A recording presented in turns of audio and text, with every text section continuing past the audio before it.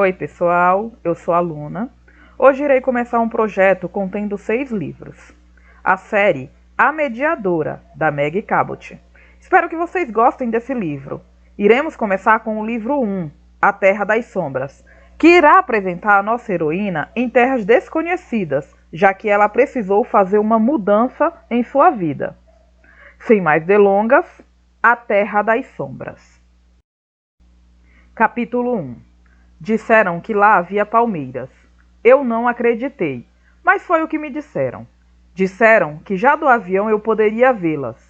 Eu sei perfeitamente que no sul da Califórnia há palmeiras. Não custa lembrar que não sou uma pateta completa. Eu assistia barrados no baile e tudo, mas era para o norte da Califórnia que eu estava me mudando. Eu não esperava encontrar palmeiras no norte da Califórnia, pois se a minha mãe tinha dito para eu não dar os meus suéteres...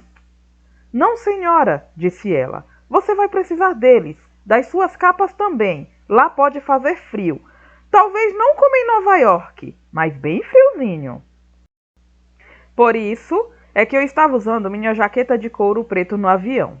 Provavelmente poderia tê-la mandado com o resto da minha mudança, mas acho que eu me sentia melhor com ela no corpo. De modo que lá estava eu naquele avião, com uma jaqueta de motoqueira, vendo as palmeiras pela janela ao aterrissar. E pensei, genial, jaqueta de couro e palmeiras. Não podia estar acertando mais, exatamente como achava que ia mesmo, para não dizer o contrário. Minha mãe não gosta muito da minha jaqueta de couro, mas eu juro que não a vesti para deixá-la furiosa ou algo assim.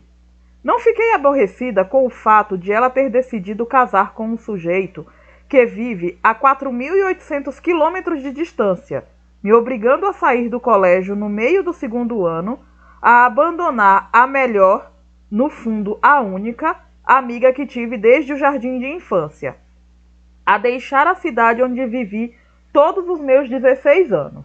Não mesmo, não fiquei nada aborrecida. Pois o fato é que eu realmente gosto do Andy, meu novo padrasto. Ele é bom para minha mãe. Ele a deixa feliz e é super bonzinho comigo. Essa história de mudar para a Califórnia é que me deixou meio fora de esquadro. E acho até que ainda nem falei dos 3 filhos do Andy. Estavam todos lá para me receber quando desci do avião. Minha mãe, Andy e os 3 filhos dele, Soneca, Dunga e Mestre. É como eu os chamo. São os meus novos meios-irmãos. Suzy! Mesmo se eu não tivesse ouvido minha mãe berrando meu nome, quando passei pelo portão, não tinha como deixar de vê-los. Minha nova família.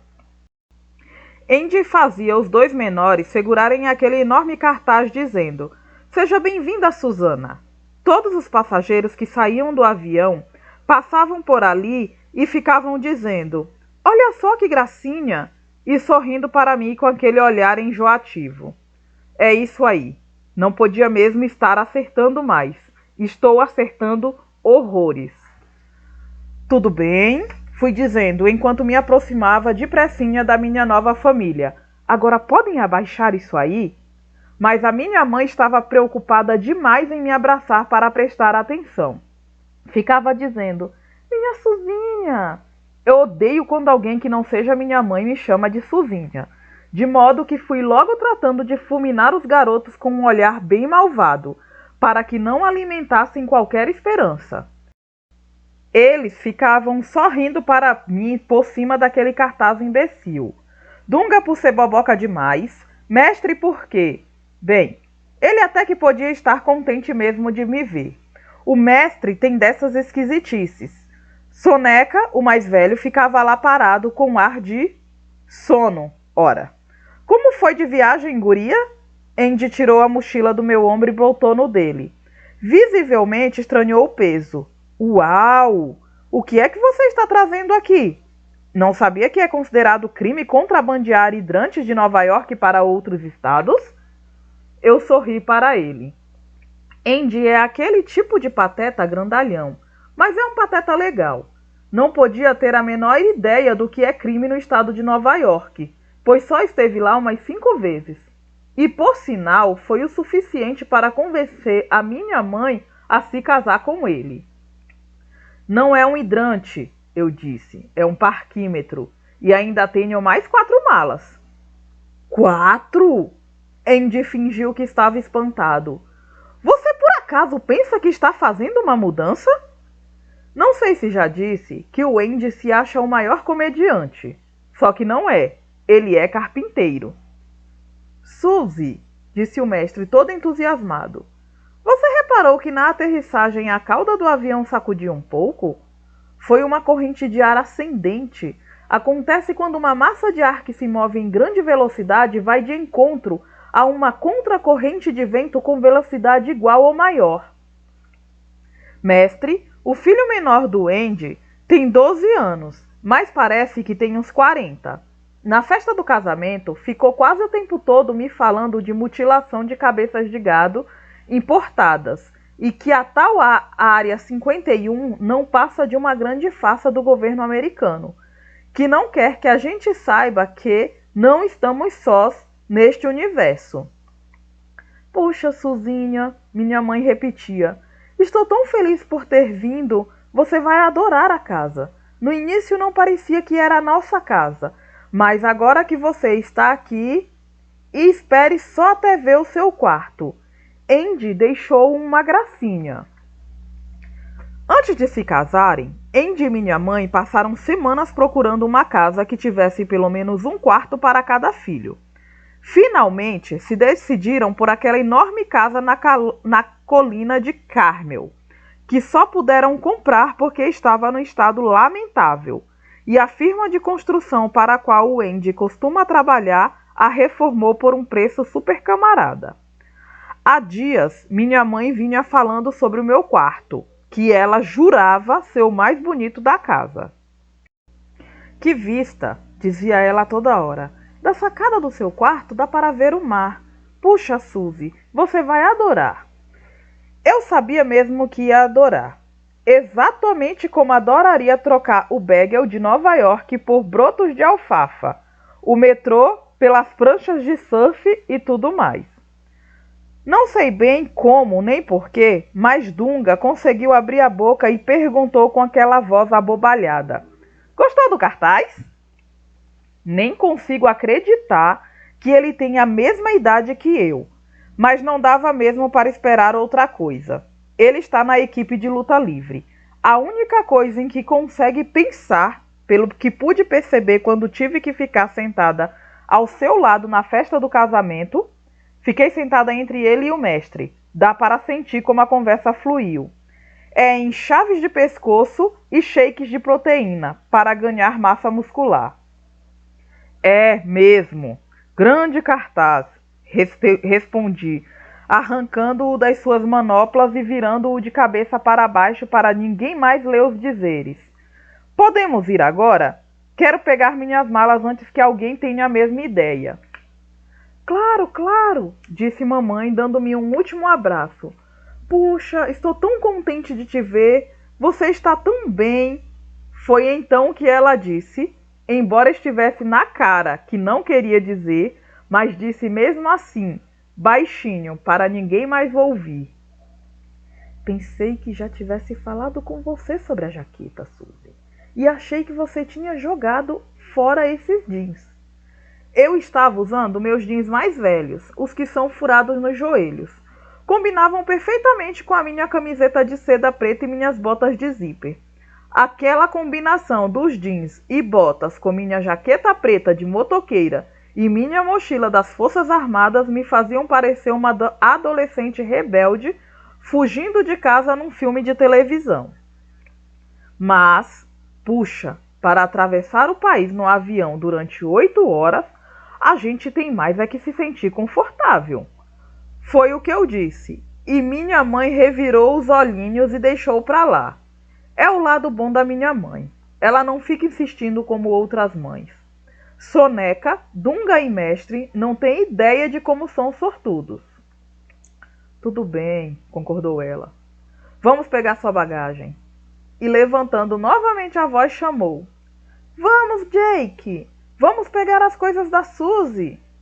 Ela precisou chamar a Soneca pelo nome, pois ele parecia que já estava dormindo em pé.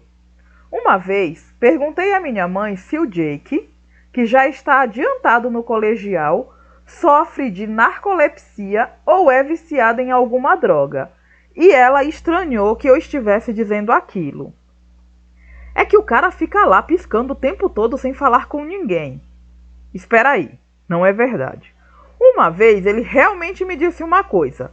Perguntou se eu fazia parte de alguma gangue. Foi no casamento, quando me pegou do lado de fora fumando um cigarro, com minha jaqueta de couro por cima do meu vestido de dama de honra. Vê se me esquece, tá bem? Foi o primeiro e único cigarro que eu jamais fumei. O estresse era muito grande. Eu estava preocupada com o casamento da minha mãe. Ela ia se mudar para a Califórnia e podia até me esquecer. Juro que nunca mais fumei nenhum cigarro. E não me interpretem mal quando eu falo do Jake. Com seu 1,80 m e tal, a mesma cabeleira loura rebelde e os mesmos olhos azuis brilhantes do pai, ele é o que a minha melhor amiga Gina chamaria de um pedaço. Apenas não é exatamente a mente mais brilhante do mundo, se é que me entendem. O mestre continuava falando da velocidade do vento. Estava explicando qual a velocidade necessária para que o avião possa romper a força gravitacional da Terra. É conhecida como velocidade de decolagem. Decidi então que poderia ser útil ter o mestre por perto para os deveres de casa, mesmo eu sendo 3 períodos mais adiantada que ele. Enquanto o mestre falava, eu ia olhando em volta. Era a primeira vez que eu ia à Califórnia, e vou dizer uma coisa. Embora ainda estivéssemos no aeroporto, e não era qualquer um, mas o Aeroporto Internacional de San José, já dava para sentir que não estávamos mais em Nova York. Quer dizer, para começar, era tudo limpo. Nada de sujeira, nem de bagunça, nem pichações. O saguão era todo em tons pastéis, e qualquer um sabe que a sujeira aparece mais em cores claras. Por que você acha que os nova-iorquinos se vestem de preto o tempo todo? Nada a ver com estar na onda. Não mesmo, é só para não precisar botar as roupas para lavar toda vez que saímos com elas. Mas este problema não parecia existir na ensolarada Califórnia. Pelo que eu podia perceber, a onda eram os tons pastéis. Passou por nós uma mulher vestindo calça colante de ginástica cor-de-rosa e top branco. E só. Se aquilo era estar vestido a caráter na Califórnia, dava para ver que eu ia passar pelo maior choque cultural. E sabe o que mais achei estranho? Ninguém estava brigando. Havia filas de passageiros aqui e ali, mas eles não estavam levantando a voz com os balconistas. Em Nova York, todo cliente está sempre brigando com os atendentes. Não importa onde. No aeroporto, na Bloomingdale's, na carrocinha de cachorro-quente, em qualquer lugar. Aqui não. Estava todo mundo perfeitamente calmo. E acho que eu sabia por quê. Simplesmente não parecia que houvesse qualquer motivo para se irritar. Lá fora, o sol se derramava nas palmeiras que eu havia visto do céu. No estacionamento, havia gaivotas ciscando. Nada de pombos, gaivotas mesmo. Grandes gaivotas brancas e cinzentas. E quando fomos apanhar minha bagagem, ninguém se preocupou em saber se os adesivos nelas combinavam com os meus canhotos. Nada disso. Todo mundo só ficava dizendo, até logo, tenha um bom dia.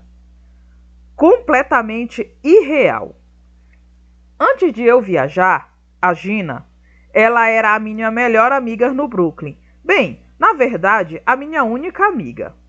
Tinha me dito que eu ia ver que ter 3 meios-irmãos tinha lá suas vantagens. E ela sabia do que estava falando, pois tinha 4. Não meio-irmãos, mas irmãos de verdade. Seja como for, não acreditei nela. Assim como não havia acreditado nas pessoas que falavam das palmeiras.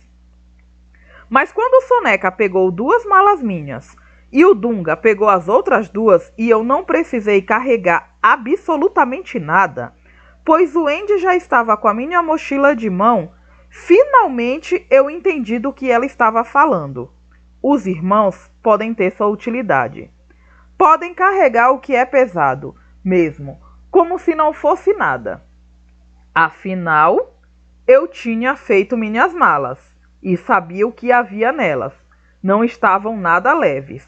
Mas Soneca e Dunga iam andando assim, tipo, sem problema, vamos nessa. De posse da minha bagagem, fomos para o estacionamento. Quando as portas automáticas se abriram, todo mundo, inclusive minha mãe, levou a mão ao bolso para botar os óculos escuros. Aparentemente, estavam todos sabendo alguma coisa que eu não sabia. Mas bastou chegar à calçada para entender o que era. Aqui faz sol. E não é só que faça sol. É uma luminosidade incrível, tão forte e colorida que os olhos doem.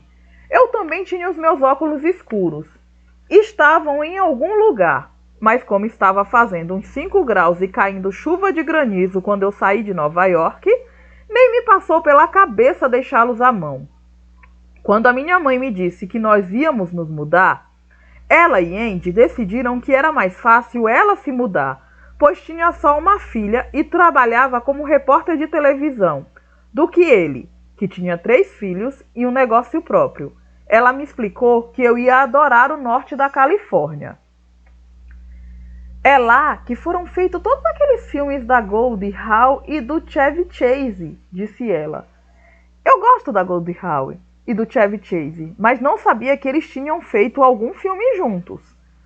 Lá é que se passam as histórias de todos aqueles romances do Steinbeck que você leu na escola, explicou. Você lembra? O Pônei Vermelho? Bom, não fiquei tão impressionada assim. Do Pônei Vermelho, só me lembrava que não havia meninas na história, embora houvesse um bocado de colinas. E agora, ali, no estacionamento, passando os olhos pelas colinas ao redor do aeroporto internacional de San José, eu podia ver que havia mesmo muitas colinas, e que a relva nelas estava ressecada e amarelada. Mas, espalhada pelas colinas, havia umas árvores diferentes de todas que eu já tinha visto. Eram achatadas no alto, como se um punho gigantesco tivesse vindo do céu e dado um murro. Mais tarde, eu ficaria sabendo que eram cipestres. E pelo estacionamento todo, que evidentemente tinha um sistema de irrigação, havia arbustos enormes com flores vermelhas gigantescas, quase sempre ao redor de palmeiras incrivelmente altas e grossas.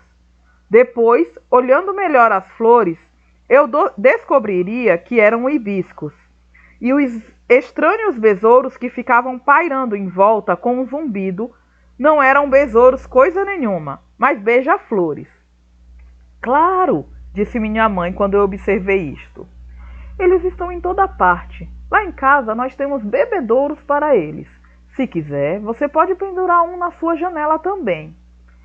Beija-flores bebendo aguinha na nossa janela? Lá no Brooklyn, os únicos pássaros que vinham até a minha janela eram pombos. E minha mãe não chegava exatamente a me estimular a alimentá-los.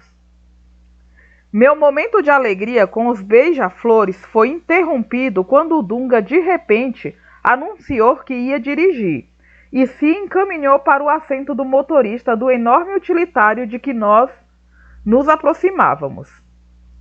Eu vou dirigir, disse Andy com firmeza. Puxa, pai, fez o Dunga. Como é que eu vou conseguir a minha carteira se você nunca me deixa praticar? Você pode praticar no Rambler, respondeu Andy, abrindo a mala do Land Rover e começando a acomodar minha bagagem. Você também, Suzy.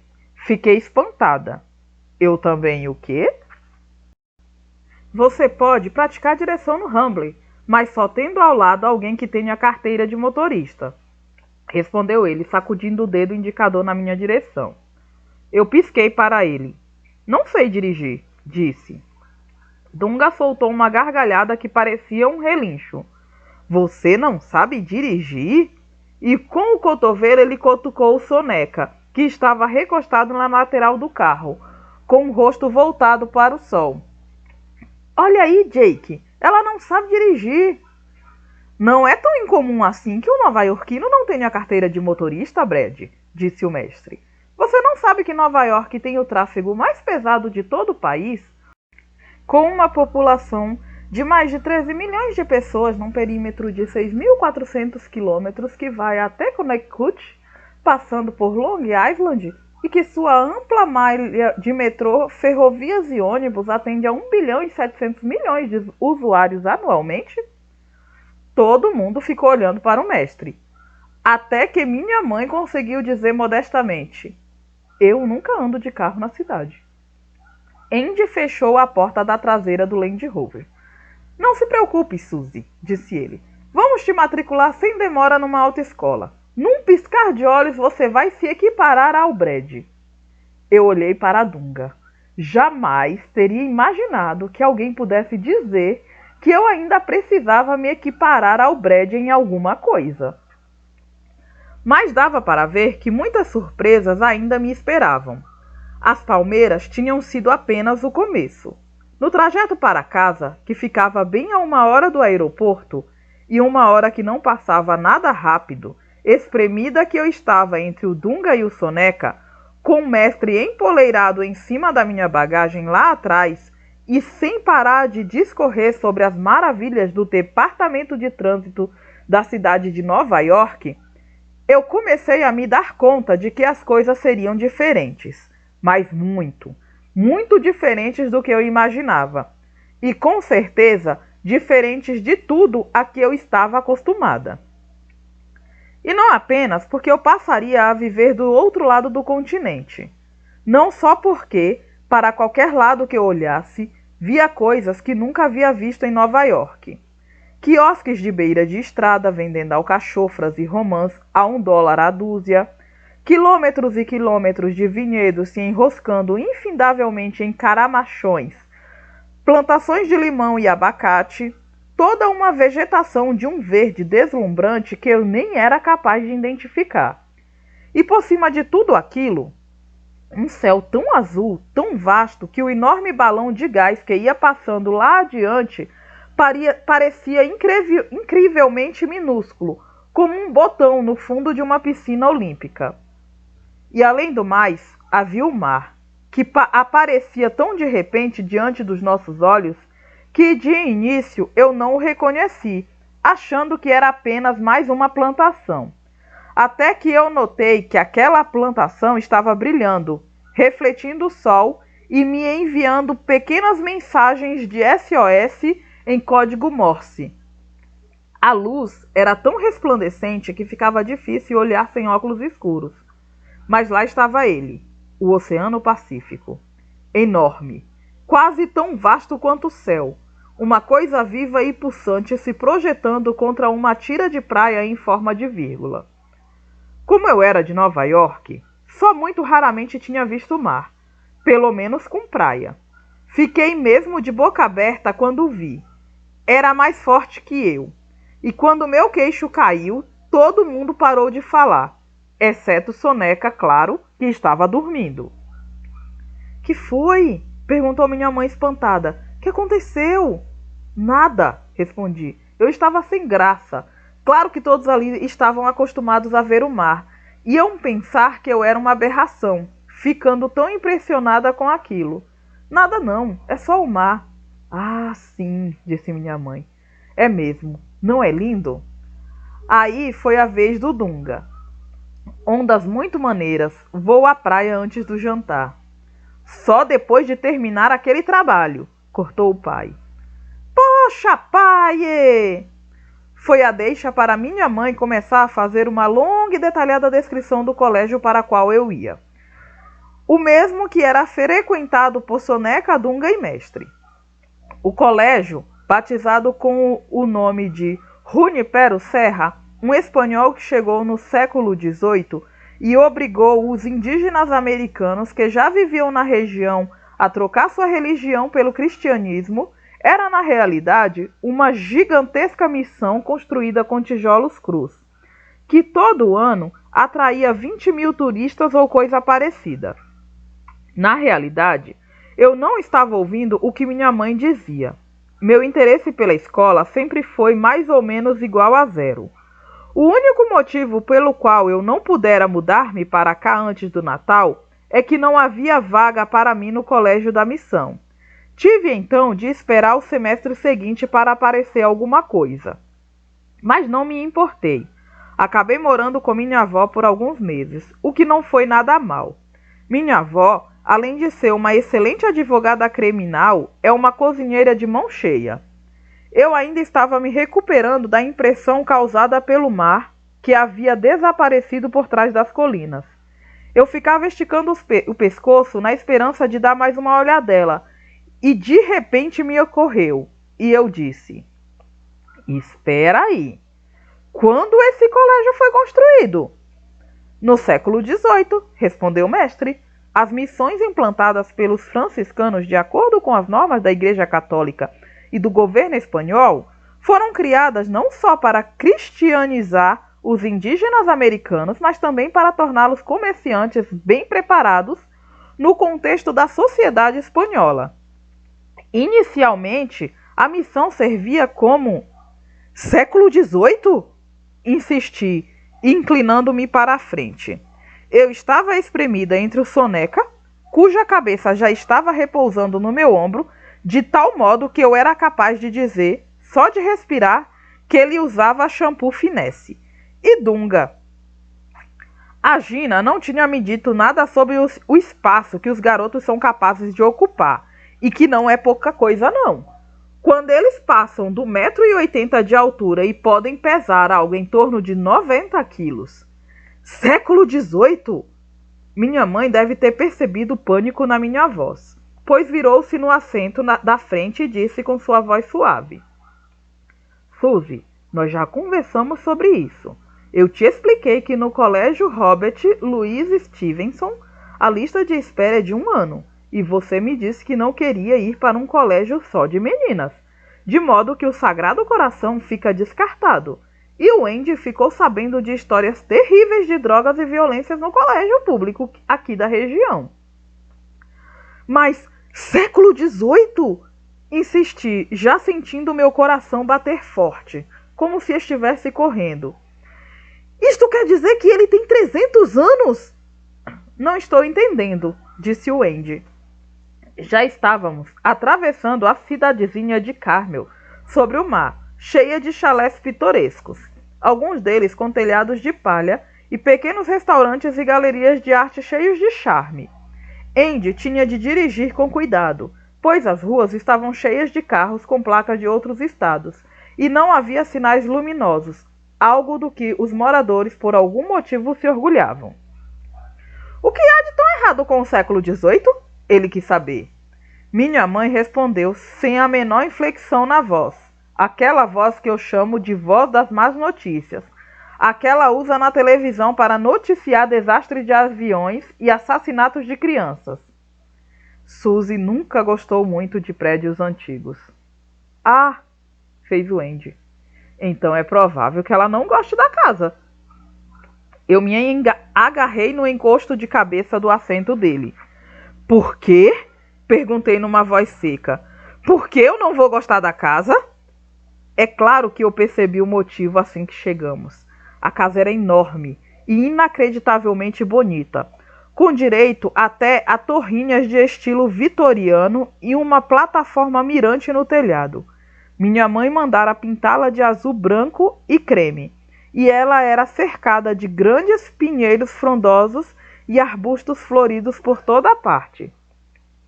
Com 3 andares, toda construída em madeira e não a terrível combinação de vidro e aço, ou a terracota de que eram feitas as casas ao redor, pode-se dizer que era a casa mais charmosa e de bom gosto da vizinhança. Mas eu não queria pisar lá dentro. Quando concordei em me mudar para a Califórnia com minha mãe, eu sabia que teria de enfrentar muitas mudanças.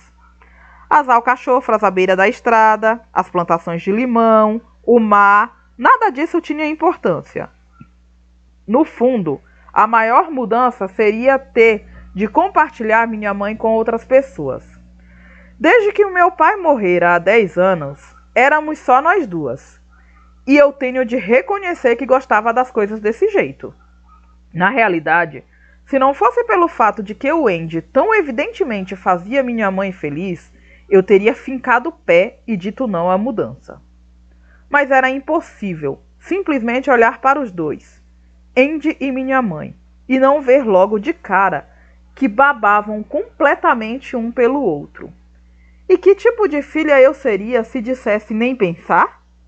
De modo que aceitei o Andy. Aceitei seus 3 filhos e aceitei o fato de que teria de deixar para trás tudo que eu tinha e amava. Minha melhor amiga, minha avó, os Bagels, o bairro do Sorro, para dar à minha mãe a felicidade que ela merecia. Mas eu ainda não tinha parado para pensar realmente no fato de que, pela primeira vez na minha vida, ia morar numa casa.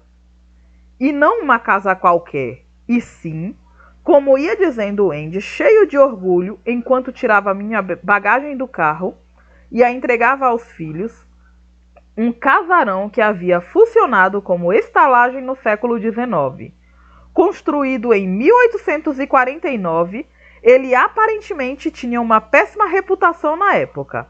No salão principal, havia ocorrido tiroteios por causa de jogos de cartas e mulheres. Ainda era possível ver os buracos das balas.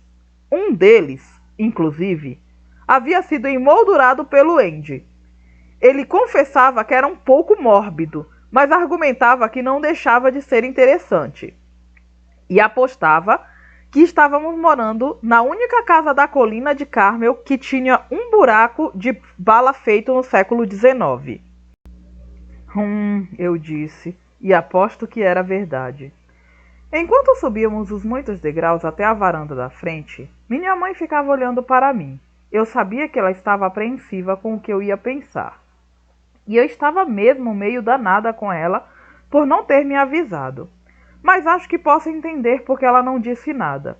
Se ela tivesse me dito que tinha comprado uma casa com mais de 100 anos, eu não teria mudado para lá. Teria ficado com a vovó até chegar a hora de entrar para a faculdade. Pois o fato é que minha mãe tem toda a razão. Eu não gosto de construções antigas. Embora desse para ver que, em matéria de prédios antigos, aquele era realmente especial, de pé na varanda, a gente podia ver toda a Carmel lá embaixo. A cidadezinha, o vale, a praia, o mar. Era uma vista sensacional, e muita gente estaria disposta a pagar milhões para tê-la. E, na verdade, pagava mesmo, a julgar pelo luxo das casas em volta. Uma vista para ninguém botar defeito. Ainda assim, quando minha mãe me chamou para ver meu quarto, eu tremi um pouco nas bases. A casa era tão bonita por dentro quanto por fora, toda alegre, com seus amarelos e azuis e seus alaranjados brilhantes. Eu logo reconheci as coisas da minha mãe, o que me fez sentir um pouco melhor. Lá estava a cristaleira que tínhamos comprado num fim de semana em Vermont. Lá estavam minhas fotos de bebê, penduradas na parede da sala de estar, bem ao lado das fotos de Soneca, Dunga e Mestre. Lá estavam os livros da minha mãe, nas prateleiras embutidas na saleta. Suas plantas, por cujo transporte ela pagara tão caro, por não conseguir se separar delas, estavam por toda parte, entre pés de madeira, pendurados em frente às janelas, encarapitados no alto do corrimão da escada. Mas também havia coisas que eu não estava reconhecendo. Um belo de um computador branco na escrivaninha que minha mãe costumava usar para assinar cheques e pagar as contas. Uma televisão de tela gigante, absurdamente enfiada numa lareira da saleta, com fios ligando-a a uma espécie de videogame. Pranchas de surf encostadas na parede ao lado da porta que dava para a garagem. Um enorme cachorro babão que parecia convencido de que eu trazia comida nos bolsos, onde não parava de enfiar seu enorme focinho úmido. Todas essas coisas pareciam estranhamente masculinas, objetos estranhos no tipo de vida que eu e minha mãe tínhamos cultivado. Ia ser necessário algum tempo para eu me acostumar a elas. Meu quarto ficava no primeiro andar. bem em cima do telhado da varanda. Durante todo o percurso do aeroporto, minha mãe ficava falando agitada sobre o assento que o Andy tinha instalado na janela de 3 faces projetada para fora, do tipo conhecido como Bay Window.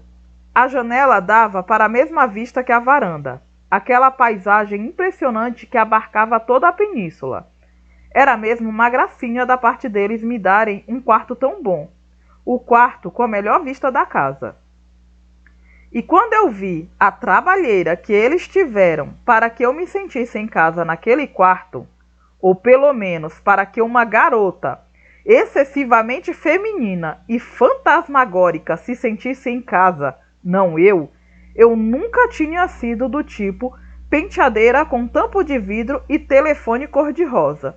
Quando vi que o Andy mandara botar papel de parede creme com miosotes azuis por cima dos intricados lambris brancos ao longo das paredes. Que as paredes do meu banheiro particular eram recobertas pelo mesmo papel e que eles tinham comprado uma cama nova para mim. Uma cama com armação de 4 colunas e dossel de rendas, do tipo que minha mãe sempre quisera me dar e dessa vez não pudera resistir. Eu me senti culpada pela maneira como me havia comportado no carro. Realmente me senti. Caminhando pelo quarto, eu dizia a mim mesma: tudo bem, não é tão ruim assim. Por enquanto você está na boa. Talvez tudo dê certo. Talvez ninguém tenha sido infeliz nesta casa. Talvez aquelas pessoas todas que levaram tiros merecessem mesmo. Até que me virei para a janela e vi que alguém já estava aboletado no assento que Andy fizera para mim com tanto carinho. Era uma pessoa que não era minha parenta, nem de soneca, dunga ou mestre. Voltei-me para o Andy, para ver se ele tinha notado a presença do intruso, mas ele não tinha, embora a pessoa estivesse bem ali, bem diante do seu rosto. Minha mãe também não a havia visto. Ela só estava vendo o meu rosto. Desconfio que a minha expressão não devia ser das mais agradáveis, pois a expressão da minha mãe mudou completamente, e ela disse no suspiro: "Ah, Suzy, outra vez?" Capítulo 2. Vou ter de explicar. É que eu não sou exatamente como qualquer garota de 16 anos. Quer dizer, acho que eu pareço bastante normal. Não uso drogas, nem bebo, nem fumo. Tudo bem, só daquela vez em que o soneca me pegou. Não tenho nenhum piercing, só furo nas orelhas. E só uma em cada lóbulo. Não tenho nenhuma tatuagem, nunca pintei o cabelo. À parte minhas botas e minha jaqueta de couro, não exagero no preto, nem uso esmalte escuro nas unhas. No final das contas, sou uma adolescente americana perfeitamente normal e comum. Só que eu falo com os mortos. Talvez não devesse dizer assim. Talvez devesse dizer que os mortos é que falam comigo. Quer dizer, eu não ando por aí procurando esse tipo de conversa. Na realidade, tento evitar essa coisa toda o mais que posso. Mas o negócio é que às vezes eles não me largam. Estou me referindo aos fantasmas. Não acha que eu seja maluca. Pelo menos não mais maluca que qualquer outra adolescente de 16 anos. Suponho que posso parecer maluca para certas pessoas. A maioria do pessoal no bairro onde eu morava certamente achava isto, que eu era biruta. Mais de uma vez, puseram os conselheiros da escola para cuidar de mim. Às vezes, chego a pensar que talvez até fosse mais fácil simplesmente deixar que me trancafiassem. Mas mesmo no nono andar do Bellevue, que é onde eles trancafiavam os loucos em Nova York, eu provavelmente ainda não estaria a salvo dos fantasmas. Eles me achariam. Eles sempre me acham. Ainda me lembro do primeiro. Lembro-me dele com a mesma clareza das minhas outras lembranças daquela época. O que significa que não me lembro muito bem, pois tinha apenas cerca de 2 anos. Acho que me lembro tão bem quanto me lembro de ter livrado um camundongo das garras do nosso gato. mantendo-o protegido em meus braços, até que minha mãe, horrorizada, o arrancasse das minhas mãos. Puxa vida, eu só tinha 2 anos, tá? Na época, ainda não sabia que a gente devia ter medo de ratos, nem de fantasmas, por sinal. Por isto é que, 14 anos depois, nenhum dos dois me assusta. Talvez me espantem, às vezes. E certamente me chateiam um bocado, mas me dar medo? Nunca. A aparição, exatamente como o camundongo, era pequena, cinzenta e desprotegida. Até hoje não sei quem era, mas eu falei com ela alguns tati-bitati de bebê, que ela não entendeu. Os fantasmas não entendem crianças de 2 anos, como aliás ninguém entende. Ela só ficou me olhando tristemente, do alto da escada do nosso prédio. Acho que eu estava com pena dela, assim como tivera pena do camundongo, e queria ajudá-la, só não sabia como. De modo que fiz o que qualquer criança de 2 anos faria, corri para minha mãe. Foi então que aprendi minha primeira lição a respeito dos fantasmas. Só eu sou capaz de vê-los. Quer dizer, é claro que outras pessoas também podem vê-los. Caso contrário, não teríamos casas mal assombradas, histórias de fantasma, seriados de mistério e tudo mais. Mas existe uma diferença. A maioria das pessoas que veem fantasmas só vê em um. Já eu vejo todos os fantasmas. Todos mesmo. Qualquer um. Qualquer pessoa que tenha morrido e por algum motivo ainda esteja por aí, em vez de ir para onde deveria ir, eu sou capaz de ver. E posso lhe garantir que isto significa um bocado de fantasmas. No mesmo dia em que vi meu primeiro fantasma, também descobri que a maioria das pessoas, até mesmo minha mãe, não consegue vê-los. E aliás, ninguém que eu tenha conhecido consegue, ou pelo menos ninguém confessa. O que me faz lembrar da segunda coisa que aprendi sobre os fantasmas naquele mesmo dia, há 14 anos. No fim das contas, é sempre melhor não dizer que você viu um fantasma, ou, no meu caso, qualquer fantasma. Não estou dizendo que minha mãe entendeu que eu estava apontando para um fantasma ao mesmo tempo que balbuciava umas coisas incompreensíveis naquela tarde, quando tinha 2 anos. Duvido que ela soubesse. Provavelmente pensou que eu estava querendo dizer alguma coisa sobre o camundongo que ela havia tirado de mim naquela manhã. Mas ela parecia descontraída lá no alto da escada e concordou com a cabeça dizendo: Hã? Escuta, Suzy, o que vai querer para o almoço? Queijo quente? Atum? Eu não esperava exatamente uma reação semelhante à que ela teve no caso do camundongo. Minha mãe, que na época também estava cuidando do bebê de uma vizinha, soltara um berro daqueles ao ver o camundongo nos meus braços, e berrara mais alto ainda quando eu anunciei orgulhosamente que agora também tinha o meu bebê. E hoje eu me dou conta de que ela não podia ter entendido, já que não sacou a história do fantasma. Mas eu esperava, pelo menos, que ela percebesse aquela coisa que estava flutuando no alto da escada. Diariamente estavam me dando explicações sobre praticamente tudo que eu encontrava pela frente, dos hidrantes às instalações elétricas.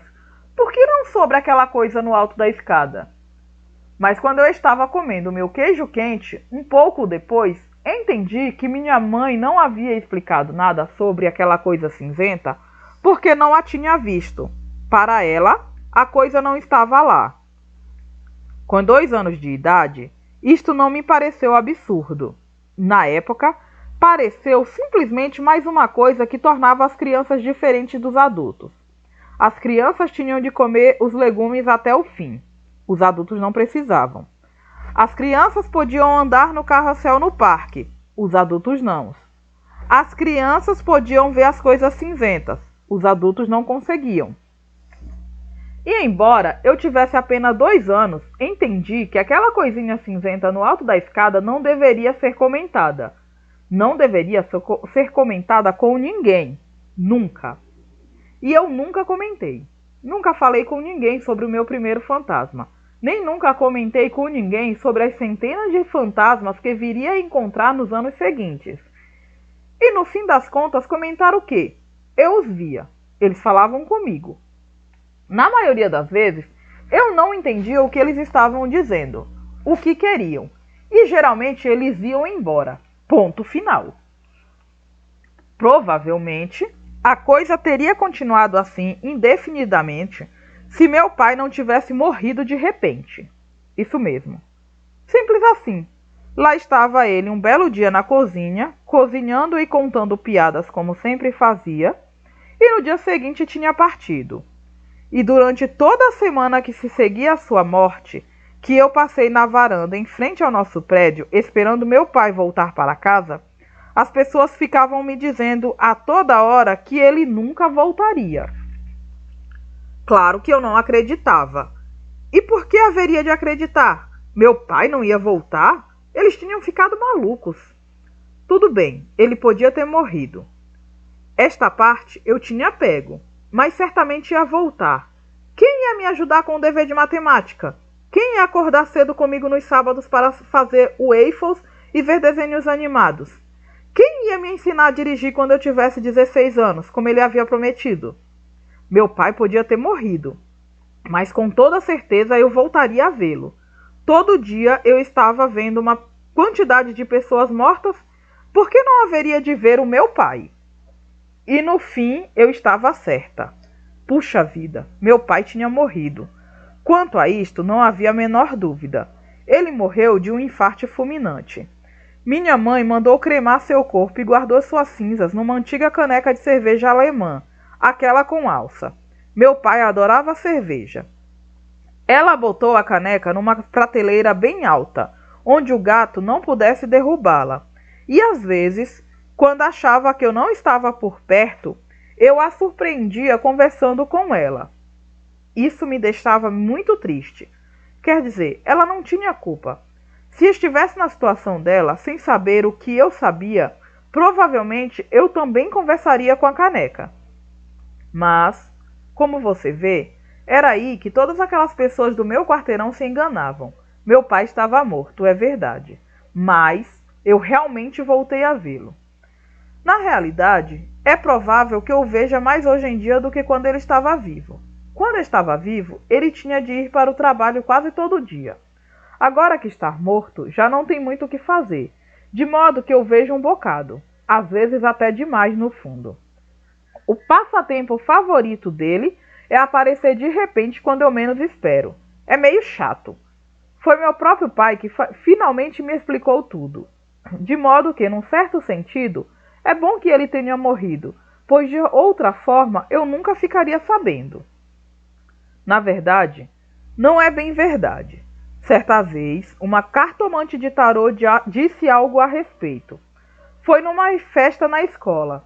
Eu só fui porque a Gina não queria ir sozinha. Para mim, ia ser uma chatice. Mas acabei indo porque é para essas coisas que servem as melhores amigas. A mulher, Zara, médium vidente, leu as cartas da Gina, dizendo exatamente o que ela queria ouvir. Você terá muito sucesso, será neurocirurgiã, vai se casar com 30 anos, terá 3 filhos, blá, blá, blá, blá, blá. Quando ela acabou, eu me levantei para ir embora, mas Gina insistiu em que Madame Zara também lesse cartas para mim. Você pode imaginar o que aconteceu. Madame Zara leu as cartas uma vez, ficou confusa, embaralhou-as e leu de novo. Depois olhou para mim. Você fala com os mortos, disse ela. Gina ficou agitada. Meu Deus do céu, meu Deus, é mesmo? Suzy, você ouviu isso? Você é capaz de falar com os mortos? Você também é médium? Médium não, atalhou Madame Zara. Mediadora. Gina ficou com ar de absoluto espanto. O quê? Que diabo é isso? Mas eu sabia. Não sabia que nome davam, mas sabia o que era. Meu pai não tinha explicado as coisas exatamente daquela maneira quando falou comigo. Mas de qualquer modo, eu peguei a raiz da questão. Simplesmente, eu sou o contato para praticamente todo mundo que estica as canelas deixando as coisas, digamos, incompletas. E aí, quando eu posso, eu ajeito as coisas. É a única maneira que eu consigo explicar a coisa. Não sei por que fui ter tanta sorte. Quer dizer, nas outras coisas eu sou tão normal. Bom, quase. Simplesmente, infelizmente, tenho essa capacidade de me comunicar com os mortos. Mas não qualquer morto. Só que estão infelizes. Você já entendeu que nos últimos 16 anos a minha vida tem sido mesmo um mar de rosas. Imagine só ser assombrada, literalmente assombrada pelos mortos, a cada minuto de cada dia da sua vida. Não é nada agradável. Você vai ali na lanchonete tomar um refrigerante? Opa, falecido na esquina. Alguém o baleou. E se você puder levar os tiras ao sujeito que fez aquilo, ele pode finalmente descansar em paz. E tudo o que você queria era um refrigerante. Ou você vai à biblioteca e pá, lá vem o fantasma de uma dona de livraria querendo que você vá dizer ao sobrinho dela que está furiosa com a maneira como ele passou a tratar os gatos depois que ela bateu as botas. E esses são só os caras que sabem, porque ainda estão rondando por aí. A metade deles não tem a menor ideia de por que ainda não foram para o tipo de vida que os esperavam depois que morreram. O que não deixa de ser um saco, claro, pois eu sou a boboca que tende a ajudá-los a tomar o rumo. Eu sou a mediadora. Pode crer que não é o destino que eu desejaria a ninguém. Não se pode dizer que nesse campo da mediação as recompensas sejam generosas. Ninguém nunca se deu ao trabalho de me oferecer um salário ou coisa parecida. Nem sequer um pagamento por hora. Só aquele calorzinho gostoso de vez em quando você faz uma coisa boa para alguém. Como, por exemplo, dizer a uma garota que não conseguiu se despedir do avô antes de ele morrer que ele realmente a ama e a perdoa por aquela vez em que ela jogou fora sua coleção de selos. Esse tipo de coisa realmente pode acalentar o coração. A maioria das vezes, no entanto, são mesmo calafrios o tempo todo. Além do estresse, estar sendo o tempo todo atormentada por gente que só você consegue ver. O fato é que muitos fantasmas são estúpidos à beça. Isso mesmo, são chatos de doer. Esses são, em geral, os que realmente querem ficar mesmo rondando aqui neste mundo, em vez de seguirem para o outro. Provavelmente, eles sabem que, por seu comportamento na vida mais recente, não podem esperar muito boa coisa no que está por vir. De modo que ficam por aí atazanando as pessoas, batendo portas, fazendo barulho com os objetos, provocando frio, gemendo. Você sabe do que estou falando. A velha história de fantasmas. Mas às vezes, eles são bem brutos. É quando tentam machucar as pessoas, de propósito. É aí que, em geral, eu fico danada. É quando me dá vontade de dar um pontapé no traseiro de um fantasma. E era disso que minha mãe estava falando quando disse aquela frase. Ah, Suzy, outra vez! Quando eu chuto os fundilhos de um fantasma, as coisas tendem a ficar um pouco complicadas. Não que eu tivesse a menor intenção de bagunçar meu novo quarto. Por isto é que dei as costas para o fantasma, sentado perto da minha janela, e disse: Deixa pra lá, mãe. Está tudo bem. O quarto é maravilhoso. Obrigada mesmo. Deu para ver que ela não estava acreditando em mim. Não é fácil enganar minha mãe. Eu sei que ela está desconfiando que há alguma coisa comigo. Simplesmente, ela não consegue imaginar o que provavelmente é bom, pois do contrário, todas as certezas dela ficariam abaladas demais. Sabe como é? Ela é repórter de televisão, só acredita no que vê, e fantasmas ela não consegue ver.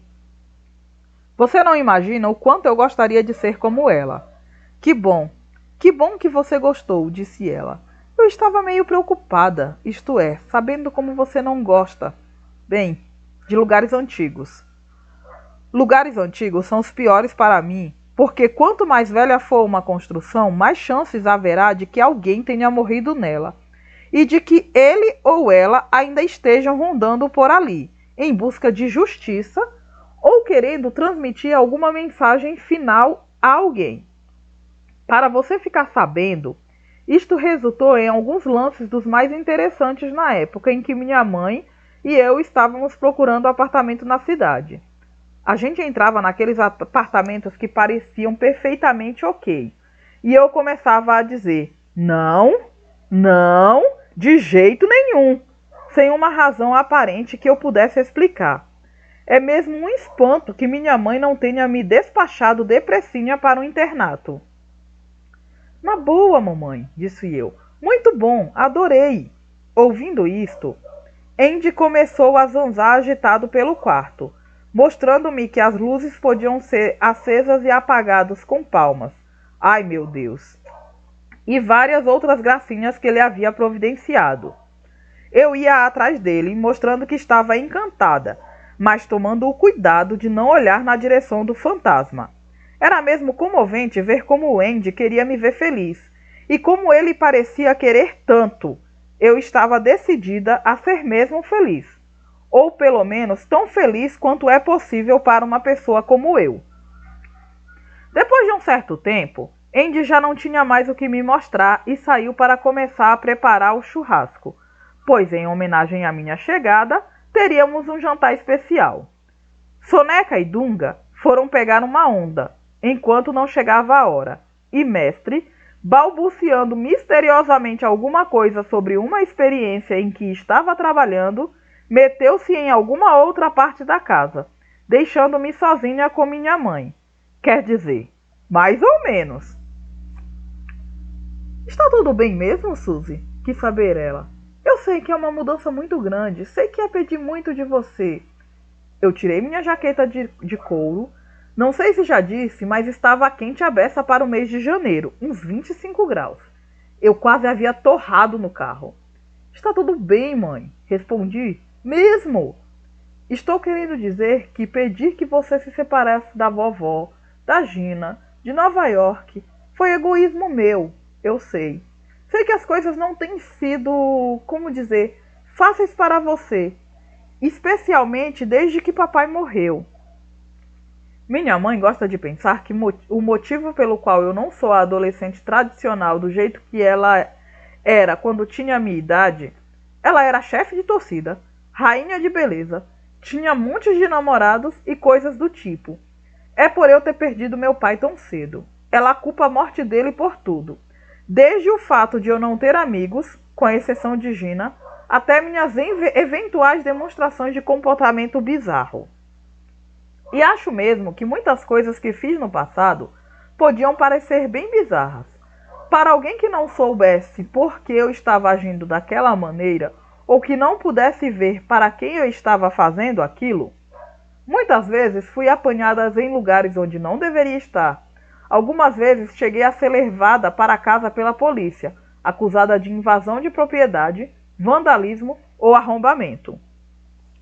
E embora nunca tenha sido condenada por nada, já passei muitas horas no consultório da terapeuta da minha mãe, ouvindo que esta minha tendência para falar comigo mesmo é perfeitamente normal, mas que provavelmente o mesmo não se pode dizer da minha inclinação para conversar com pessoas que não estão presentes. O mesmo quanto à minha aversão a qualquer edifício que não tenha sido construído nos últimos 5 anos. O mesmo quanto ao número de horas que costumo passar em cemitérios, igrejas, templos, mesquitas, casas ou apartamentos trancados de outras pessoas e na escola, depois do horário. Acho que os garotos do Andy devem ter ouvido falar alguma coisa sobre isto. Daí aquela pergunta sobre andar em gangues. Mas como disse, nunca tive de cumprir nenhuma pena por nada. E as 2 semanas de suspensão na 8ª série nem chegaram a ser anotadas em minha caderneta.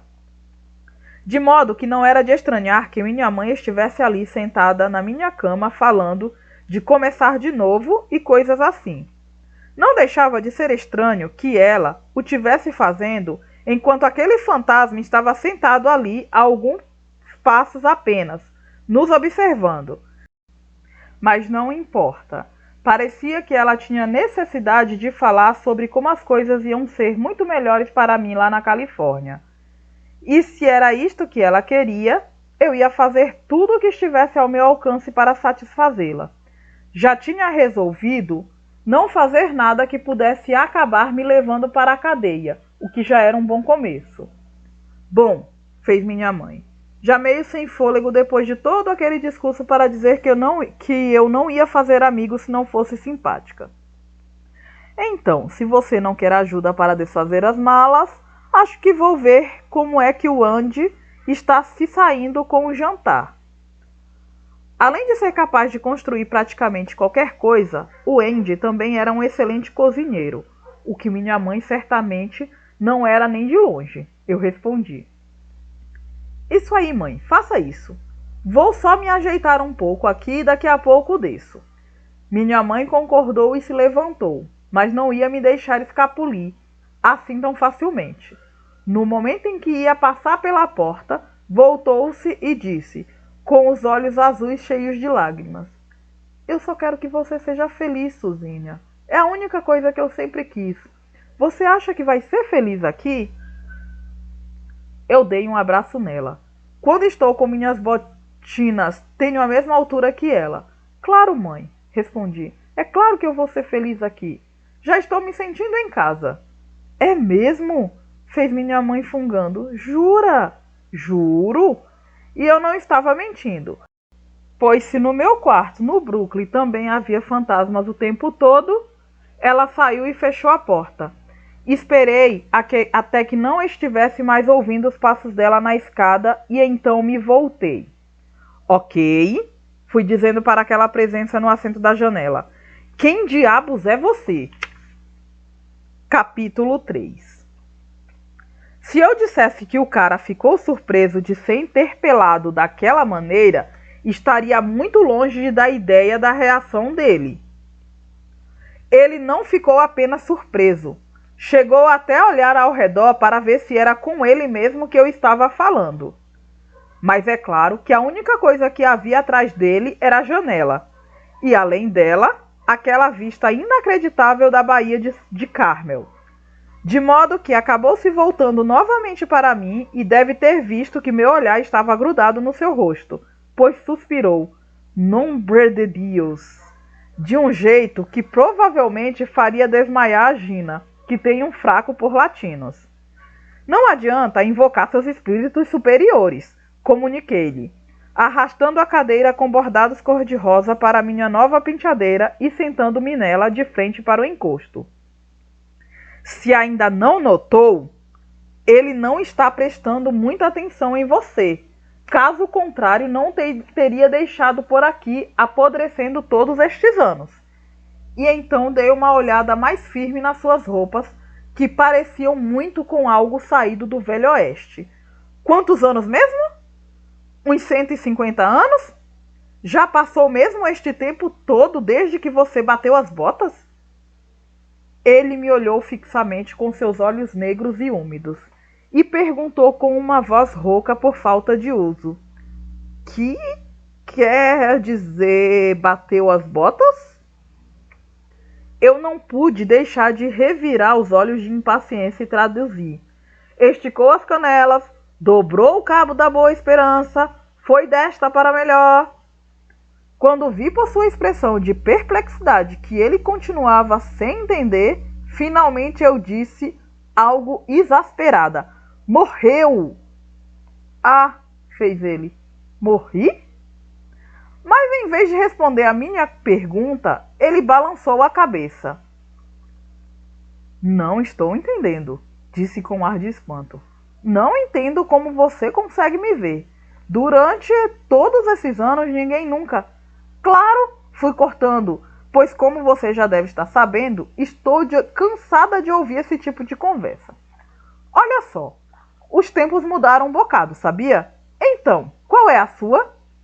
Ele piscou com aqueles enormes olhos negros. Suas pestanas eram mais longas que as minhas. Não é sempre que eu dou de cara com um fantasma, que também é uma graça, mas aquele cara, caramba, ele devia ter sido uma coisa quando vivo. pois ali estava ele morto e eu já queria adivinhar como eram as coisas por baixo da camisa branca que eu usava, bem aberta, mostrando um bocado do peito e até um pouco do abdômen. Será que fantasma também faz abdominal? Era o tipo de coisa que eu nunca tivera oportunidade ou vontade de explorar até então. Não que eu fosse me deixar perturbar por esse tipo de coisa àquela altura dos acontecimentos. Afinal de contas, sou uma profissional. A minha? Repetiu ele. Até sua voz parecia liquefeita, com um inglês monótono e sem acentuação, como eu achava que era o meu, com aquele jeito de amortecer os T's que a gente tem no Brooklyn. Era evidente que ele tinha alguma coisa de hispânico, como deixavam claro aquele nombre de Dios que havia soltado, e a cor da sua pele. Mas com certeza era tão americano quanto eu, ou pelo menos tão americano quanto podia ser alguém que tivesse nascido antes de a Califórnia tornar-se um estado. Disse eu para limpar a garganta. Eles se voltaram um pouco e apoiaram uma botina na almofada azul claro do assento da janela. E então eu pude ter certeza de que os fantasmas realmente podem fazer abdominais. Seus músculos abdominais eram muito definidos e cobertos com uma leve penugem de sedosos pelos negros. Eu engoli em seco. Bota seco nisso. Sim, a sua, disse então. Qual é o seu problema? Por que ainda está aqui? Ele olhou para mim sem expressão no olhar, mas interessado. Eu fui mais clara. Por que você ainda não foi para o outro lado? Ele balançou a cabeça. Não sei se já disse que seu cabelo era curto e escuro e parecia bem crespo, dando a impressão de que se você tocasse nele seria muito áspero mesmo. Não sei o que você está querendo dizer. Eu estava ficando com calor, mas já tinha tirado a jaqueta de couro, de modo que não sabia mais o que fazer. Não podia tirar mais nada com ele ali me olhando. O fato de eu ter percebido isto é que deve ter contribuído para que, de repente, eu não me sentisse nada boazinha. Como assim não sabe o que eu estou querendo dizer? Rebati, afastando uma mecha de cabelo dos olhos. Você está morto. Não tem mais que ficar aqui. Deveria estar em algum outro lugar fazendo alguma coisa que as pessoas devem fazer depois que morrem. Cantando entre os anjinhos, ardendo no inferno, reencarnando, subindo para algum outro plano da consciência ou o que seja. Você não devia estar simplesmente andando por aí. Ele ficou olhando para mim pensativo, equilibrando o cotovelo no joelho, levantado, com o braço meio vacilante. E se por acaso eu gostar exatamente de andar por aí? Quis saber. Eu não tinha muita certeza, mas estava com a impressão de que ele estava zombando de mim. E eu não gosto nada que zombem de mim. Não gosto mesmo. No Brooklyn, o pessoal costumava fazer isso toda hora. Pelo menos até eu descobrir que um punho bem fechado no nariz é capaz de calar uma boca. Eu ainda não estava em condições de dar um murro naquele cara. Ainda não, mas faltava pouco. Simplesmente, eu tinha viajado um quaquilhão de quilômetros num percurso que parecia ter tomado dias e dias para viver com um bando de garotos bobocas. Ainda nem tinha desfeito as malas, praticamente já tinha feito a minha mãe chorar e de repente dou com um fantasma no meu quarto. Alguém poderia me acusar de estar sendo, digamos, injusta com ele? Olha aqui, fui dizendo, levantando de um salto e passando a perna por cima do encosto da cadeira. Você pode ficar andando por aí o quanto quiser, amigo. Vai fundo. Não estou dando a mínima. Mas aqui, não. Jesse, disse ele sem se mexer. O quê? Você me chamou de amigo. Achei que gostaria de ficar sabendo que eu tenho um nome. Eu me chamo Jesse. Eu fiz que sim com a cabeça. Certo, faz sentido. Muito bem então, Jesse. Você não pode ficar aqui, Jesse. E você? Jesse agora estava sorrindo para mim. Ele tinha um belo rosto, uma cara boa, o tipo de rosto que no meu colégio antigo bastaria para ser eleito na hora o rei do baile. O tipo de rosto que a Gina recortava das revistas para colar na parede do quarto. Não que ele fosse bonitinho, não era mesmo. O que ele parecia mesmo era perigoso. E não era pouco, não. E eu o quê? Retruquei, sabendo que estava sendo rude, mas não dando a mínima. Como se chama? Eu olhei bem fixo para ele. Olha aqui. Vai dizendo logo o que você quer e cai fora. Estou com calor e quero trocar de roupa. Não tenho tempo para... Ele me interrompeu com perfeita amabilidade, como se não estivesse me ouvindo. Aquela mulher, sua mãe, chamou-a de Suzinha, disse ele com os olhos negros brilhando para mim. É apelido de Susan? Susana, eu disse corrigindo-o automaticamente. Como naquela canção, não chore por mim. Ele sorriu. Eu conheço. Isso aí. Provavelmente estava entre as 40 mais tocadas no ano em que você nasceu, certo? Ele continuou sorrindo. Quer dizer então que este agora é o seu quarto, Susana? Isso mesmo, respondi. Isso aí. Este agora é o meu quarto. De modo que você vai ter que se mandar. Eu vou ter que me mandar, fez ele, levantando uma sobrancelha. Esta aqui é a minha casa há 1 século e meio. Por que eu teria de sair? Porque sim. E eu já estava ficando realmente muito danada. Em grande parte porque estava com tanto calor e queria abrir uma janela. Mas a janela estava atrás dele. E eu não queria me aproximar tanto assim. Este quarto é meu. Não vou dividi-lo com um cowboy morto. Dessa vez, ele entendeu direitinho. Levou o pé de volta ao piso, batendo com força, e se endireitou. Imediatamente, eu lamentei ter dito o que disse. Ele era alto, bem mais alto que eu. E olhe que com minhas botas eu tenho 1,75 m. Não sou nenhum cowboy, informou ele zangado, e acrescentou alguma coisa baixinha em espanhol, mas como eu sempre optara por francês na escola, não tinha a menor ideia do que ele estava dizendo. Ao mesmo tempo, o espelho antigo pendurado sobre a minha nova penteadeira começou a balançar perigosamente no gancho, que eu prendia à parede, e eu sabia que aquilo não se devia a nenhum terremoto californiano, mas à agitação do fantasma, que estava na minha frente, cujos poderes, obviamente, eram do tipo telecinético, aquele negócio de mover coisas com a mente. É este o problema com fantasmas. Eles são tão suscetíveis, ficam alterados ao menor motivo. Uau! Fiz eu esticando o braço para cima com as palmas das mãos voltadas para fora. Menos! Calma aí, rapaz! Todos na minha família, enfureceu-se Jesse com o dedo em riste no meu rosto, trabalham feito escravos para conseguirem alguma coisa neste país, mas nunca houve nela nenhum vaqueiro. Ei! Interrompi, e foi aí que cometi o meu maior erro.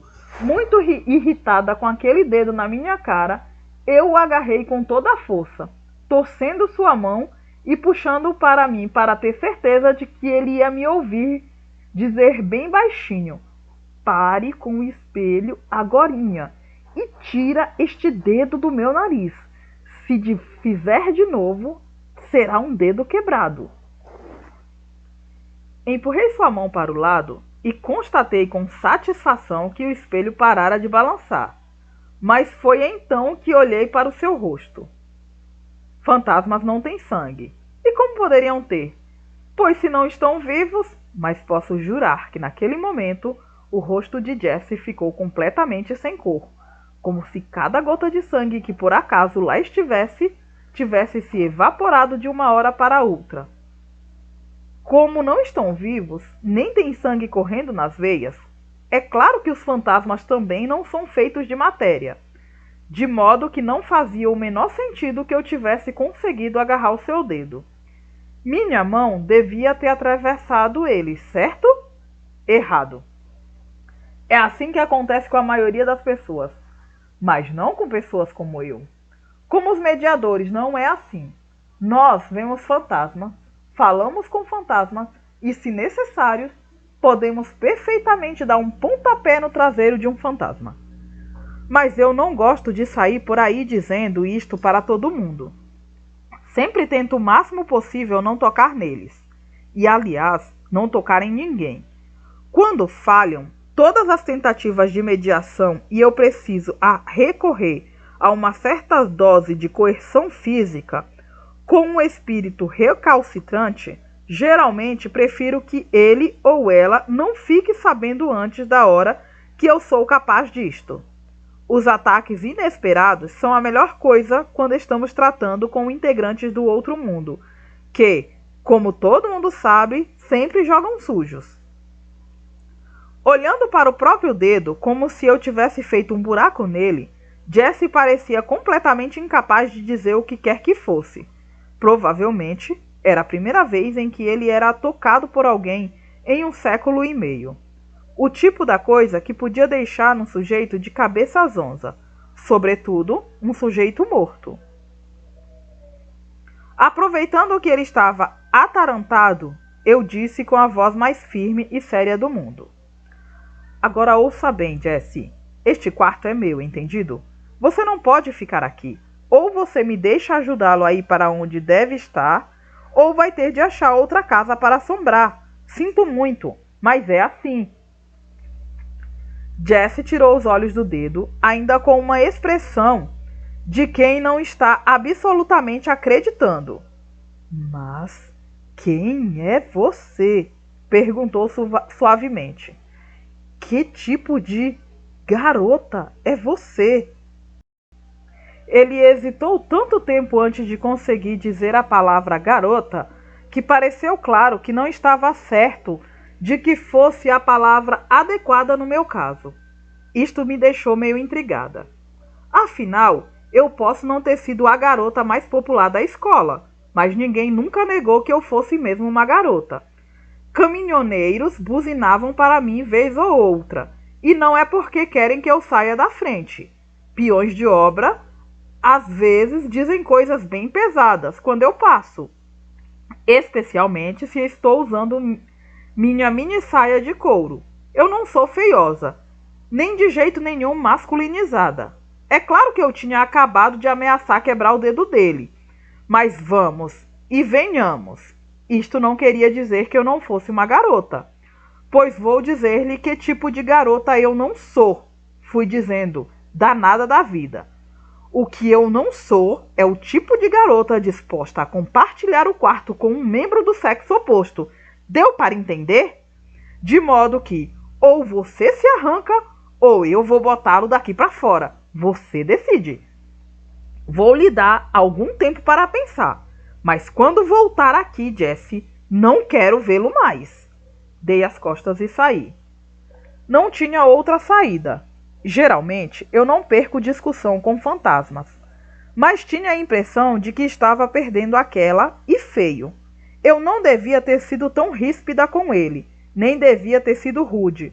Não sei o que me deu realmente, não sei. É que... acho que simplesmente eu não esperava encontrar o fantasma de um cara tão gracinha no meu quarto. Só isso. Meu Deus do céu, pensei, enquanto descia as escadas. Que vou fazer se ele não for embora? Não vou poder nem trocar de roupa no meu próprio quarto.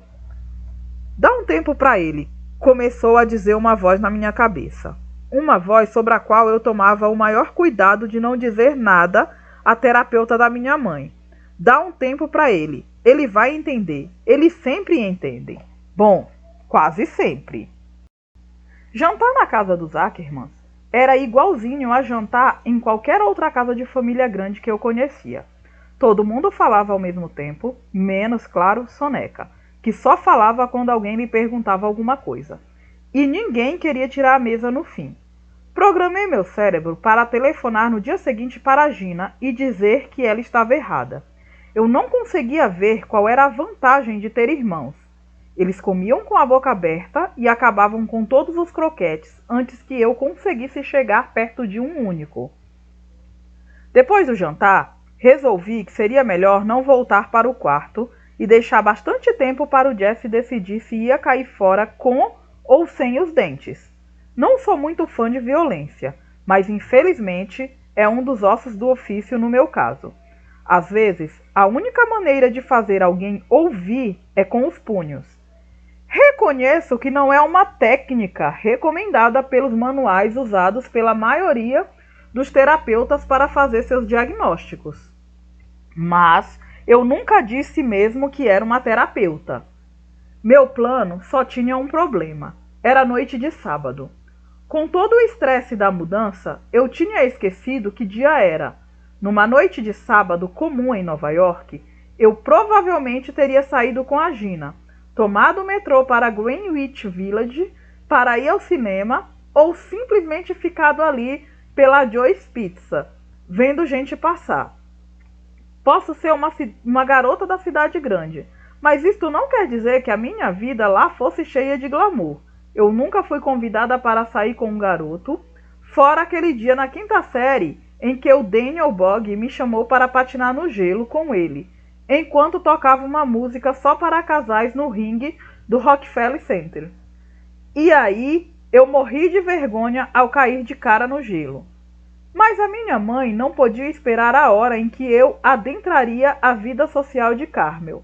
Mal havia enchido o lava-louças e ela começou.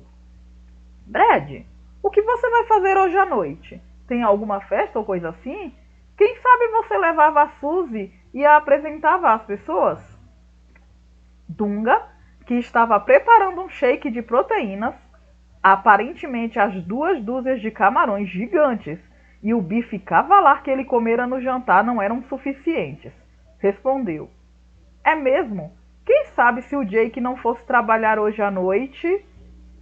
Ouvindo seu nome, Soneca se sacudiu, enfiou a cara no relógio, soltou uma praga, pegou a jaqueta e foi saindo. Mestre olhou para o relógio e fez um tss, tss. Atrasado de novo. Se não tomar cuidado, vai ser posto na rua. Mas o Soneca tinha um emprego. Era novidade para mim. E eu perguntei, onde ele trabalha? Na Península Pizza. Mestre estava fazendo alguma experiência esdrúxula com o cachorro e a bicicleta ergométrica da minha mãe. O cachorro, que era gigantesco, um cruzamento de São Bernardo e urso, acho eu, estava pacientemente sentado no chão, enquanto o mestre prendia eletrodos em pequenas clareiras que havia aberto em sua pele, raspando o pelo. O mais estranho de tudo é que ninguém parecia estar ligando, muito menos o cachorro. Quer dizer, o Jake está trabalhando em uma pizzaria? Da cozinha, areando uma forma de bolo na pia, o Andy explicou. Ele faz as entregas. Volta para casa com um monte de gorjetas. Ele está economizando para comprar um Camaro, informou Dunga, com um grosso bigode branco de shake. Ah, disse eu. Se quiserem que eu os deixe em algum lugar, terei o maior prazer, ofereceu-se Andy generosamente. E então, Brad, vai mostrar a Suzy como andam as coisas no shopping? Negativo, respondeu Dunga, limpando a boca com a manga do pullover. O pessoal ainda não voltou do feriado em Tarrui, talvez na semana que vem. Eu quase desmaiei de alívio. A palavra shopping invariavelmente me enchia de horror. Horror que não tinha nada a ver com os desmortos. Em Nova York não existem shoppings como os daqui, mas a Gina adorava pegar o trem para ir a Nova Jersey. Geralmente, depois de 1 hora, eu ficava com os sentidos completamente transtornados e tinha de me sentar para tomar um chazinho de ervas até me acalmar. E eu tenho de reconhecer que também não estava propriamente encantada com a ideia de alguém me deixar em algum lugar. Minha nossa, que havia de errado com aquele lugar? Dava para entender perfeitamente por que não seria uma grande ideia implantar o metrô. considerando-se as falhas geológicas que provocavam terremotos, mas porque não tinham criado um sistema decente de transporte urbano em ônibus. Eu sei, disse Dunga, largando seu copo vazio. Vou pôr uns jogos de Cobble Border para você, Suzy. Eu fiquei olhando para ele. Você o quê? Vou jogar Cobble Border com você, repetiu Dunga, logo perguntando, diante da minha expressão que continuava igualmente espantada. Nunca ouviu falar de Cobble Border? Ah, fala sério! Levou-me então até a televisão. E logo ficou claro que Cobble Border era um videogame. Cada jogador tinha uma prancha de deslizar na neve e ficavam todos correndo uns atrás dos outros em montanhas nevadas, usando uma alavanca para controlar a velocidade das pranchas e fazer os movimentos mais incríveis. Ganhei 8 vezes do Dunga, até que finalmente ele disse: chega disto, vamos ver um filme. Percebendo que devia ter cometido um erro, provavelmente devia ter deixado o pobre garoto vencer pelo menos uma vez. Eu tentei melhorar a situação, oferecendo-me para fazer a pipoca, e fui para a cozinha. Só então é que me veio aquela onda de cansaço. A defasagem entre Nova York e a Califórnia é de 3 horas, e embora ainda fossem 9 horas da noite, eu já me sentia como se fosse meia-noite. Andy e mamãe já se haviam retirado para o grande quarto principal, mas deixaram a porta bem aberta. Provavelmente para ninguém pensar que estivessem fazendo algo errado. Andy estava lendo um romance de espionagem e mamãe estava vendo um filme de televisão. Eu tinha certeza de que aquilo era pura encenação para a criançada. Na maioria das outras noites de sábado, aposto que eles teriam fechado a porta, ou pelo menos teriam saído com os amigos de Andy ou os novos colegas de mamãe na estação de TV de Monterey, onde tinha sido contratada. Era evidente que eles estavam tentando criar uma situação doméstica em que nós sentíssemos seguros. Mereciam palmas por estarem dando o melhor de si. Enquanto esperava que as pipocas estourassem, eu ficava me perguntando o que meu pai diria de tudo aquilo. Ele não tinha ficado propriamente entusiasmado com a ideia de mamãe voltar a se casar, muito embora Andy seja um cara sensacional, como eu já disse. E ficara ainda menos entusiasmado com a minha transferência para a Califórnia. Como é que eu vou me materializar para você quando estiver morando a quase 5.000 quilômetros de distância? Perguntara ele quando eu lhe contei. A questão, pai, é que você não tem que ficar aparecendo para mim, respondi. Você está morto, lembra? Tem de fazer o que as pessoas mortas fazem, em vez de ficar espionando a mim e a mamãe. Ele pareceu ficar meio magoado. Não estou espionando, disse. Estou apenas dando uma olhada, para saber se você está feliz. Essas coisas. Estou sim, garanti. Estou muito feliz. E mamãe também. Claro que eu estava mentindo. Não sobre a mamãe, mas sobre mim. Eu tinha ficado com os nervos em frangalhos ante a perspectiva de me mudar. Mesmo agora, ainda não estava realmente certa de que a coisa ia funcionar. Aquela situação com o Jesse, quer dizer, onde é que estava o meu pai no fim das contas? Por que não estava lá em cima dando um pontapé nos fundilhos daquele cara? Afinal de contas, Jesse era um garoto e estava no meu quarto. E os pais, supostamente, detestam esse tipo de coisa. Mas é este o problema com os fantasmas. Eles nunca aparecem quando você realmente precisa deles, nem mesmo quando são seu pai. Acho que eu devo ter saído um pouco de órbita, pois quando vi, o micro-ondas estava apitando. Tirei a pipoca e abri o pacote. Já estava jogando toda a pipoca numa grande gamela de madeira quando minha mãe entrou na cozinha e acendeu a luz do alto. Oi, querida, disse ela, e depois olhou para mim. Tudo bem com você, Suzinha? Claro, mãe, respondi, levando um bocado de pipoca à boca. O Dunga, quer dizer, Brad e eu vamos ver um filme. Tem certeza? Insistiu ela, me olhando com curiosidade. Tem certeza de que está tudo bem? Sim, estou bem, só um pouco cansada. Ela pareceu aliviada.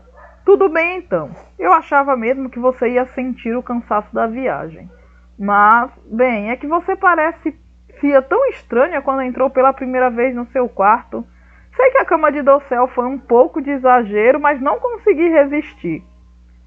Fiquei só mastigando. Já estava totalmente acostumada a esse tipo de coisa. A cama é perfeita, mãe, disse então. O quarto também é um barato. Estou tão contente, disse ela, afastando uma mecha de cabelo dos meus olhos. Fico tão contente que você tenha gostado, Suzy. Minha mãe parecia tão aliviada que de certa forma eu tive pena dela. Ela é uma mulher legal e não merecia uma filha mediadora. Eu sei que ela sempre me sentiu meio decepcionada comigo. Quando eu fiz 14 anos, ela me deu uma linha telefônica própria, achando que tantos garotos iam passar a me telefonar que suas amigas nunca iam conseguir falar com ela. Dá para imaginar como ficou decepcionada vendo que só a Gina telefonava para minha linha particular e ainda assim, em geral, para me contar os encontros que ela tinha.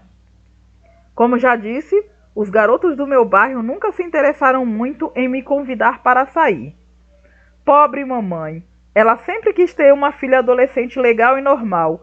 Em vez disso, foi arranjar a mim. Amorzinho, disse ela, não quer se trocar? Você tá com essas roupas desde 6 horas da manhã, não está? Ela fez esta pergunta no exato momento em que mestre ia entrando para pegar mais cola para seus eletrodos. Embora eu não estivesse mesmo para responder algo do tipo: bom, para dizer a verdade, mamãe, gostaria mesmo de me trocar, mas não fico nada animada com a ideia de fazê-lo em frente do fantasma do cowboy morto que está vivendo no meu quarto. Em vez disso, eu dei de ombros e respondi como quem não quer nada. Sim, claro, vou mudar de roupa daqui a pouquinho. Tem certeza de que não quer ajuda para desfazer as malas? Estou muito sem graça, eu devia... Não preciso de ajuda. Vou desfazer as malas daqui a pouquinho, respondi, enquanto observava o mestre vasculhando uma gaveta. Mas agora vou indo, não quero perder o início do filme. Claro que no fim das contas acabei perdendo o início, o meio e o fim do filme.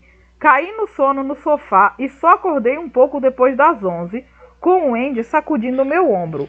De pé e direto para a cama, guria, disse ele. Acho que vai ter de confessar que não aguentou a parada.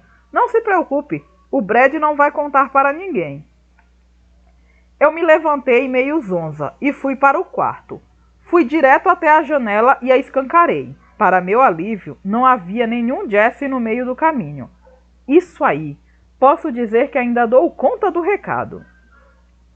Apanhei minha nécessaire, fui para o banheiro, tomei uma chuveirada e ali mesmo, só por garantia, pois não tinha certeza de que o Jesse entendera o recado e havia mesmo desaparecido, botei o pijama. Quando saí do banheiro, sentia-me um pouco mais desperta. Olhei ao redor, sentindo a brisa fresca que entrava, o ar salgado do litoral. Ao contrário do que acontecia no Brooklyn, onde nossos ouvidos estavam sendo constantemente atacados por sirenes e alarmes de carros, ali nas colinas era muito tranquilo e o único som de vez em quando era o pio de uma coruja. Para minha surpresa, eu via que estava sozinha de verdade, zona livre de fantasmas. Exatamente o que eu sempre quisera. Caí na cama e bati palmas para apagar as luzes e me enfiei bem debaixo dos lençóis novinhos que ainda pareciam estar lá. Logo antes de cair no sono, achei que tinha ouvido alguma coisa além da coruja. Parecia alguém cantando: "Oh, Susana, não chores por mim, pois eu vim do Alabama tocando meu bandolim." Mas era só minha imaginação, tenho certeza. Capítulo 5. A Academia Católica Junipero Serra havia sido integrada ao sistema oficial de ensino na década de 80 e, para o meu grande alívio, desistira recentemente da obrigatoriedade do uniforme. Os uniformes eram azul real e branco, que não são exatamente as minhas cores favoritas. Felizmente, os uniformes eram tão impopulares que o colégio acabou desistindo deles, assim como acabara aceitando meninas, e embora os alunos ainda não pudessem usar jeans, podiam vestir praticamente tudo o que quisessem. O que me convinha perfeitamente, pois eu só estava interessada em usar minha enorme coleção de roupas de grife, comprada em várias lojas de Nova Jersey com a ajuda de Gina como consultora de moda. Mas o lado católico é que ia ser um problema. Não exatamente um problema, mas um transtorno. O negócio é que minha mãe nunca se preocupou em me educar dentro de alguma religião específica. Meu pai era judeu não praticante e minha mãe cristã. A religião nunca havia desempenhado um papel importante na vida dos dois. E nem é preciso dizer que só servira para me confundir.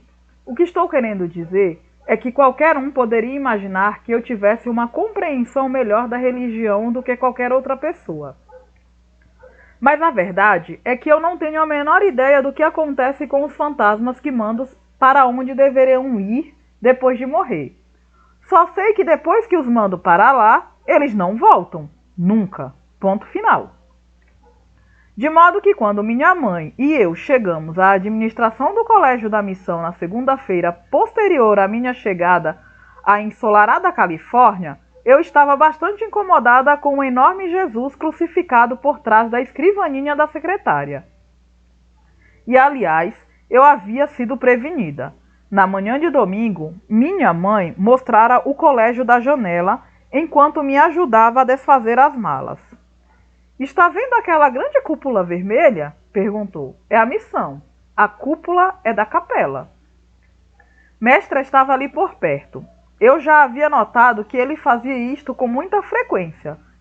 E começou a fazer mais uma das suas descrições detalhadas, desta vez sobre os franciscanos, membros de uma ordem religiosa católica que seguia os ensinamentos de São Francisco, oficializados em 1209. O padre Junipero Serra, um monge franciscano, era, segundo o mestre, um personagem histórico tragicamente mal interpretado. Herói polêmico da Igreja Católica, a possibilidade de sua santificação chegara a ser considerada em certa época, mas, segundo a explicação de mestre, os indígenas americanos contestaram a iniciativa, considerando-a uma forma de aprovação das táticas de exploração da colonização espanhola. Embora se saiba que defendeu os direitos econômicos e de propriedade dos indígenas americanos aculturados, Junipero Serra também militou ativamente contra seus direitos de ter um governo próprio e apoiou com intransigência os castigos corporais, recorrendo ao governo espanhol pelo direito de açoitar indígenas. Quando o mestre acabou de sua palestra, eu olhei para ele e perguntei: "Memória fotográfica, hein?" Ele ficou sem graça. "Bom", respondeu, "é sempre bom conhecer a história do lugar onde a gente vive." Arquivei aquilo na memória para o caso de necessidade no futuro. Mestre podia ser a pessoa indicada caso Jesse voltasse a aparecer. Naquele momento, de pé ali no frio escritório do prédio antigo que Junipero Serra mandara construir para o progresso dos nativos da região, eu estava me perguntando quantos fantasmas encontraria. Aquele tal de Serra devia ter um monte de indígenas fulo com ele, especialmente levando-se em conta a história dos castigos corporais, e eu não tinha a menor dúvida de que ia encontrar todos eles. Apesar disso, quando minha mãe e eu atravessamos o grande pórtico frontal do colégio em direção ao pátio em torno do qual a missão fora construída, não vi uma única pessoa que parecesse estar no outro mundo. Havia alguns turistas tirando fotos de uma bela fonte, um jardineiro trabalhando ao pé de uma palmeira, pois havia palmeiras até no meu novo colégio. Um padre caminhando em atitude de silenciosa contemplação pela ventilada galeria. Era um lugar bonito e tranquilo, especialmente considerando-se que se tratava de uma construção tão antiga, pela qual já deviam ter passado tantos mortos. Eu não estava entendendo. Onde estavam os fantasmas? Talvez eles tivessem medo de ficar por ali. Até eu estava meio assustada diante daquele crucifixo. Não que eu tenha alguma coisa contra a arte religiosa, mas será que era mesmo necessário retratar a crucificação de forma tão realista, com tantas feridas e tudo mais? Aparentemente, eu não era a única a pensar assim, pois um garoto que estava afundado no sofá em frente ao lugar onde minha mãe e eu havíamos sido instruídas a esperar, percebeu que eu estava olhando naquela direção e disse: dizem que ele chora lágrimas de sangue quando alguma garota daqui se forma ainda virgem. Eu não consegui me impedir de dar uma risadinha. Minha mãe fuzilou-me com o olhar. A secretária, uma mulher rechonchuda de meia idade, com ares de que uma coisa daquela a ofendia profundamente, limitou-se a revirar os olhos e soltar enfadada: "Oh, Adam!" Adam, um garoto bonito, mais ou menos da minha idade, olhou para mim com a cara mais séria. "É verdade", disse em tom grave. "Aconteceu no ano passado. Minha irmã", e acrescentou baixinho: "Ela é adotada." Eu achei graça de novo, e minha mãe franziu a testa para mim. Na véspera, ela passara a maior parte do dia me explicando que havia sido muito difícil mesmo convencer o colégio a me aceitar, sobretudo porque ela não tinha um atestado de batismo meu para apresentar. No fim das contas, eles só tinham concordado com a minha matrícula por causa do Andy, pois os 3 filhos dele estudavam lá. Acho que um donativo bem pompudo também contribuiu para eu ser aceita, mas minha mãe nunca me falaria de uma coisa dessas. Ela só disse que era melhor eu me comportar direito e não ficar jogando nada pelas janelas, embora eu insistisse com ela em que aquele incidente não fora minha culpa. Eu estava lutando com um jovem fantasma particularmente violento que se recusava a parar de perseguir as garotas no vestiário da minha antiga escola. Atirando-o pela janela, eu certamente conseguira que me ouvisse e que decidisse a tomar o bom caminho para todo sempre. Para minha mãe, claro, eu dissera que estava praticando tênis no vestiário e que a raquete escapulira da minha mão. Uma história nada digna de crédito, pois nunca foi encontrada nenhuma raquete. Eu estava relembrando esse episódio, nada agradável, quando se abriu uma pesada porta de madeira. Entrou um padre e disse: "Senhora Ackerman, que prazer vê-la de novo. Esta deve ser Susana, Simon. Queiram entrar, por favor?" Ele nos conduziu ao seu gabinete, deteve-se um momento e disse ao garoto que estava no sofá: "Mas já, Mevitash? Logo no primeiro dia do semestre?" Adam deu de ombros. "Que posso dizer? A baranga me odeia." "Por favor, não chame irmã Ernestine de baranga, Mektash. Vou atendê-lo daqui a pouco, depois de conversar com estas senhoras." Nós entramos e o diretor, Padre Dominique, conversou um pouco conosco, perguntando se eu estava gostando da Califórnia. Respondi que estava gostando muito, especialmente do mar. Na véspera, nós havíamos passado o dia quase todo na praia, depois que eu acabei de desfazer as malas. Eu havia encontrado meus óculos escuros e, embora estivesse muito frio para entrar na água e nadar, achei o máximo ficar simplesmente estendida na areia, observando as ondas. Eram gigantescas, bem maiores que em SOS Malibu, e mestre passou a maior parte da tarde me explicando por quê. Já nem me lembro da explicação, pois estava tão zonza por causa do sol que nem conseguia prestar atenção. Descobri que gostava da praia, do seu cheiro, das algas que vinham dar na arrebentação, da sensação da areia fresca entre os dedos do pé, do gosto de sal na pele quando voltava para casa. Carmel podia não ter um Bagel Bob's, mas Manhattan certamente não tinha uma praia. Padre Dominique manifestou o sincero desejo de que eu me desse bem com a Academia da Missão e explicou que, embora eu não fosse católica, seria bem-vinda na missa. Claro que havia dias santos obrigatórios, nos quais os alunos católicos tinham de deixar a aula para ir à igreja. Eu poderia acompanhá-los ou ficar sozinha na classe, conforme quisesse. Achei aquilo meio engraçado. Não sei bem porquê, mas consegui segurar o riso. Padre Dominique era um homem velho, mas alerta, e me pareceu alinhado com sua batina preta de gola branca. Nada mal para um sessentão. Ele tinha cabelos brancos e olhos muito azuis, além de unhas muito bem tratadas. Não conheço muitos padres, mas achei que aquele podia ser bem legal. Sobretudo porque não pegara pesado com o garoto que chamou a freira de baranga na secretaria. Depois de falar de todas as infrações que podiam levar à expulsão do colégio, matar muitas aulas, vender drogas no campus, o de sempre, Padre Dominique quis saber se eu tinha alguma pergunta. Respondi que não. Ele fez a mesma pergunta à minha mãe.